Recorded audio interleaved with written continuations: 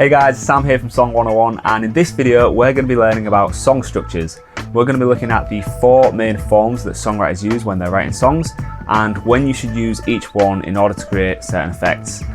If you're new here, please consider subscribing. We do videos like this every week. This week it's all about song structures. Let's go. Okay, the first song form we are going to look at is what I like to call folk form. It's sometimes called AAA form.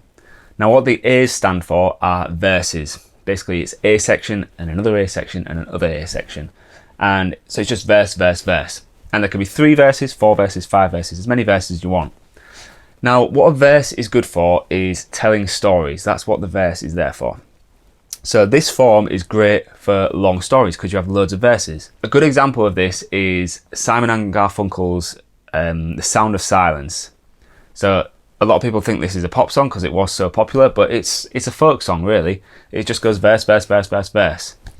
And what normally happens in this form is that at the end of each verse, you have like a tagline or basically the title of the song that people can sing. It's the one line they're going to remember and they can sing along at the end of each verse and they know it's the end of the section. Sometimes it's at the start as well, but it's often at the end. And it does this in The Sound of Silence. So he says, I can't remember the lyrics, but this happened, that happened, the other happened, and it happened in The Sound of Silence. And then this happened, that happened, and it was all in The Sound of Silence. And it just, there's verse, and then it's got the tagline at the end of every verse. So it's a really effective way of telling a story. That's folk form. Okay, the second form we're going to look at then is the AABA form. And this is just an adaptation of the folk form. So folk form was AAA, just verse, verse, verse, really good for stories.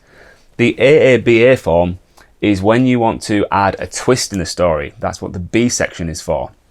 So the B section is called a bridge, and bridges are just used for the twist, for that change in perspective, something different that happens in the story. The bridge section just shines a spotlight on it and makes it stand out from all the verses. So a good example of this is Yesterday by the Beatles, really famous song.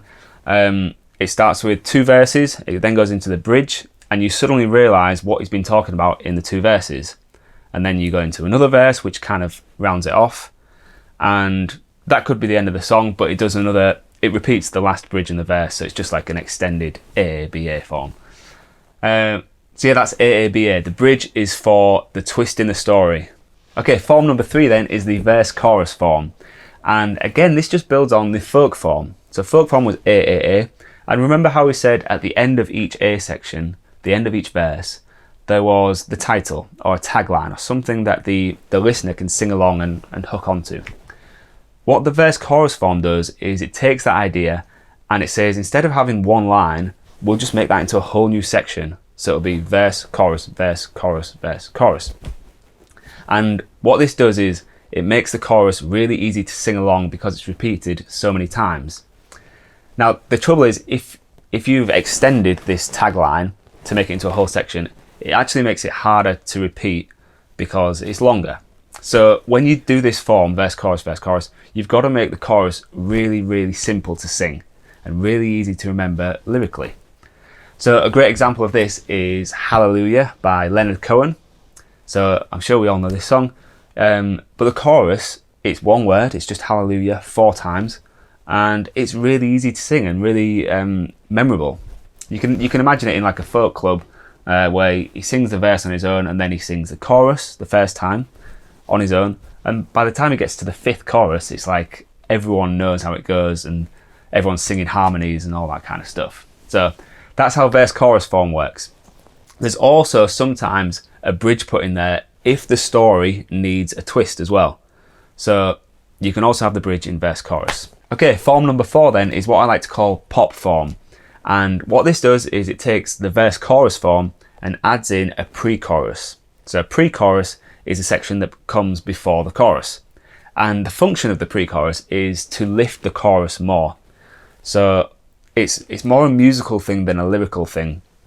It will tend to have a melody that kind of rises so that you feel it's getting bigger and bigger, and harmonically it will often go to like a minor key or some sort of chord which sounds distinct from the verse, and then when you come out of that minor key back into the major. It sounds really uplifting and big, and that's what the function of a pre-chorus is. It's to make the chorus sound bigger than it is without it.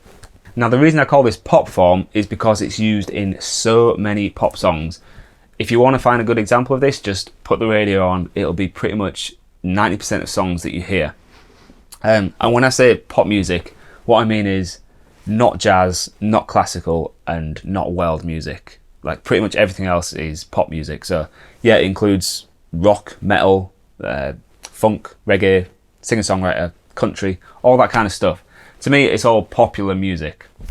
And this form works so well because it has a bit of everything. You've got the story in the verses. You've got the twist in the bridge, if you need one. You've got the choruses so that everyone can sing along, because generally people do like singing. You've got the pre-chorus to make the chorus sound bigger and let everyone know that the chorus is coming, it's almost time to sing along. So it's got the 4 sections, and it kind of doesn't need anything more as far as I can tell. Maybe in time there will be need for other sections in songs, but this is kind of what works at the minute. It's a very popular song form. Having said that, you don't want to fall into the trap of just writing in this song form all the time. You need to think about what the story you're telling requires. So if there's a twist in your story, you're going to want a bridge. That's where you're going to put the twist. If you want people to sing along, if you want it to be radio friendly, you're going to want a chorus. However, if it's just a long story, you just put it in folk form. It will work better than trying to force it into pop form or into verse chorus form. So think about what your story requires and put it into that particular form. Okay, so those are the 4 main song forms. However, there are some adaptations. I would say every single song fits into one of them 4, but there are often adaptations where sections have been cut and changed. So a couple of common ones are, the first one is where the chorus in the verse chorus form or the pop form is put at the start of the song. And this is really cool if you can pull it off, but it's tricky sometimes because the chorus needs teeing up. So if there's no verse, it's hard to just go straight into a chorus sometimes. So it has to work on its own. Now, another variation is the use of an instrumental section. But for me, I see an instrumental section exactly the same way as I see a bridge, because a bridge is used to spotlight something, an instrumental section is used to spotlight the instrumentalist when they take a solo.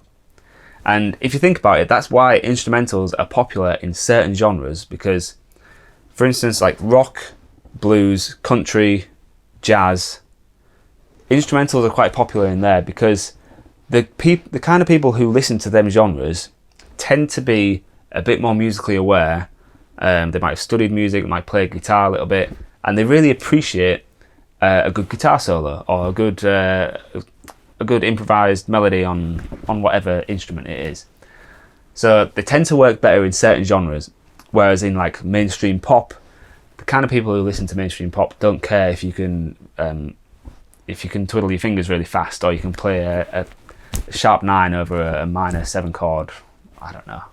Anyway, the point is an instrumental section is just the same as a bridge. It just shines a spotlight on the instrumentalist instead. Now, besides them 2 variations, you can pretty much just chop and change the sections as you see fit for your story. That's the whole point in this video, really. You can create your own song structure, providing it works for what you want it to achieve, how your story wants to be told. So that's the bottom line here. Pick your song structure carefully instead of just falling into the same trap every time you write a song. And that's it for the video today. I hope you've learned something. If you have, please hit the like button. If you want more videos like this, please hit the subscribe button. We do videos like this every week.